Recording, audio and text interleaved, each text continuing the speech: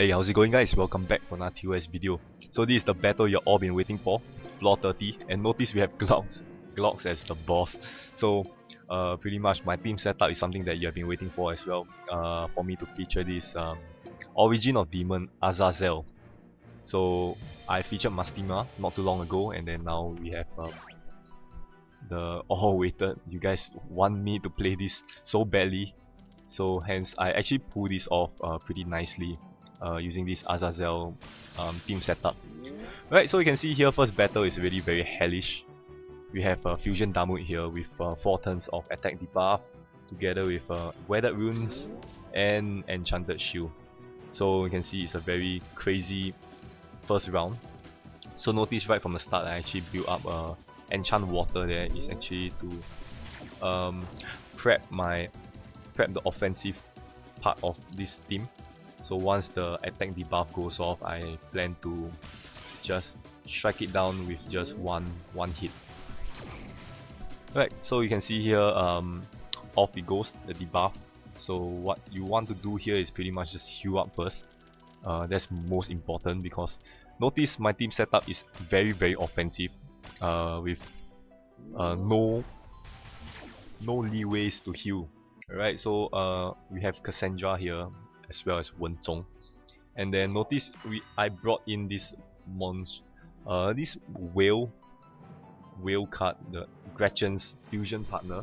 Right, that he's actually very important in this battle itself. So I would suggest you guys bringing it. So if there isn't any restrictions for mono water as for this battle, I will have bring in Proto Metallic Dragon, so it will actually boost up the HP by a lot. But we have to use water cards here, so too bad. So next battle we have these 2 pawns with Inheritance.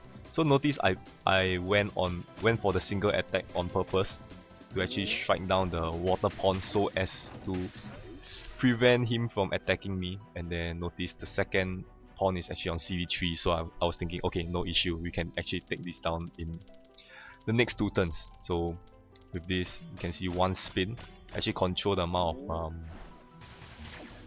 of damage dealt to this pawn here, and then with the second spin you go for the kill. So along the way I'm actually trying to store my CD as well. So what I'm actually storing here is basically Wenzong, because once I activate Wenzong, we are gonna just wreak havoc for this battle for the unlimited water sky drop. Right, so next battle we have a Piasuchi Gumo with Invisible Shield. So notice that I brought in this whale sniper is to actually snipe off the invisible shield here. Right, it's possible to do that, and it's recommended to do that as well, because if he attacks you, you're gonna have like a 99 turn of poison debuff, and that's gonna suck very badly. Alright, so if you actually get a poison debuff, owning Cassandra and Wenzong is not gonna be very possible. So make sure to snipe that invisible shield off, and then pretty much the next few battle is gonna be very easy. Right, so you can see the last part, the amount of sky drop there. So next HP bar for this Piasuchi Gumo is actually this Orb Shield. So thankfully this Orb Shield is just the initial batch. So it's a very safe to turn on Cassandra and Wenzong here. So what you gotta do is you have to just focus on dissolving the amount of orbs. Do not spin too little, do not spin too much as well, and then you can see that once you hit the exact combo, Tsuchigumo doesn't even attack you. So here you just have to be very careful, and then move on. We can just move on to the next battle safely. So what you want to be concerned of is actually the 5 combo shield, because I think 5 combo or 6 combo is the one that is actually harder to spin, because as you spin you can't really keep track of how many set of runes you actually form. So it's easy to form like those 3 combos like this one, no big deal, right? You can actually count 3 set of runes. Right, so moving on, we actually have like a storing stage here. if you want to store. So for me, everything's actually ready, so there's no point in storing here. So what we have here is actually minion shield with 2-second movement time. Alright, so you can store by defeating the minions and then just leave the boss alive, and then the boss will basically just regen the minions without attacking you. So you can just store here if you need to. So no need for me, so I'm just gonna move on. So next battle we have Abaddon. With 3 skills once again. We have Enchanted Shield, we have this Rune Confusion thing. Alright, so you can see here Water Runes is actually Earth Runes here, and then we have a randomly generated Weathered Runes as we start spinning. So notice I waited till Pisces got their Enchanted Convert before I actually enter this stage. So we can actually have that enchant Water Runes without worrying much. So next battle we have this my most hated skill as of now, Cross Burning Trails, Cross Burning Spots or whatever. So you can see here I'm just trying not to touch the fire runes, or not the fire runes, the burn runes, right, to try to reduce the amount of damage taken. So notice we have Abaddon here with a 2 HP bar. If you actually manage to kill off his first HP bar without him going to CD1. So here I actually use up one of Azazel's skill. So the more color runes you dissolve, the higher the attack. So pretty much that's not very effective, but I managed to dissolve 3 colors, so that actually boosts up the damage by a bit. So I decided to go for the compulsion as well, so to actually boost up the damage further. So notice I actually stock up a bit of other runes as well other than water. You can actually do that to split, to actually make more combos. Alright, so next battle we have Azazel also. So you can see with the remaining light runes here, you can actually pull off a few combos here instead of just a full board dissolve.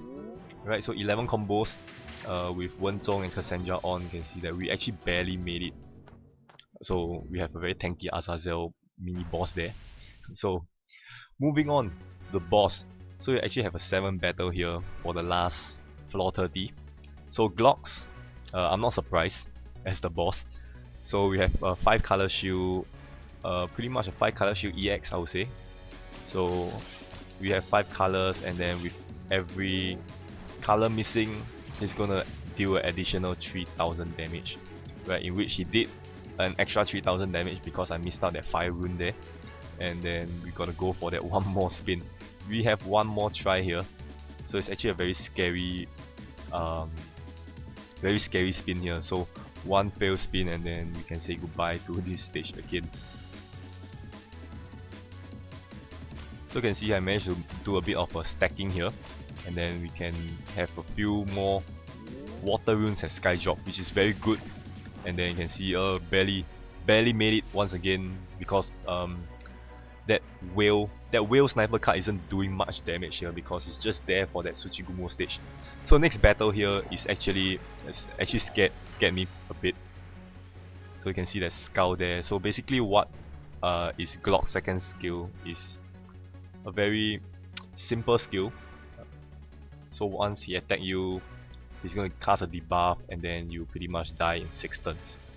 So not to worry about his own personal damage, because he's only dealing you 100 damage if I'm not wrong. Right, so it's the debuff that you're supposed to be concerned of. So debuff 6 turns, in 6 turns you will just die.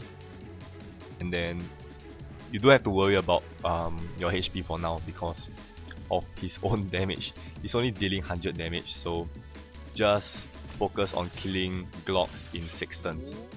Right, so I heave a sigh of relief when I see the skill and his damage, 100 damage, so I'm like, okay, I just have to focus on killing Glocks in 6 turns. So I would say that the main battle here will be his first HP bar. That's the more troublesome one. And then of course I won't expect Mad Head to make a crazy second HP bar because of, you know, you kind of use up all your active skill for the front, so it's a bit crazy if they make like some ridiculous second HP bar. Right, so I would say 6 turns is more than enough window to kill these Glocks. And you can see that we have 3 more turns. My compulsion is up, so I'm just gonna go for the compulsion. Even though I probably will make it in 3 turns, but I just feel like ending it straight away. Okay, so go for the compulsion, and then you can just say goodbye to this entire event. It's been a very good and challenging 30 floors. I actually kind of enjoy these kind of events. Right, it's been a while. Right, the previous one was pretty much like the max damage challenge, whereby you have like 101 stages. That is very long. Right, 101 stages, and then here we have just 30 floors, and I guess it's just as challenging as the 101. So with this, you can see we have a new title. There's actually a typo there. So let's take a look. So I'm surprised that the Savior of the Tower title is actually a golden title. Right, so you can pretty much see a lot of people having this shiny golden title, since it's like the easiest gold title to get. Alright, so with this, hopefully you guys enjoy this mini series of this Savior of the Tower event. So leave a like if you actually enjoy all this, and then of course I'll see you guys in my next video. Bye bye.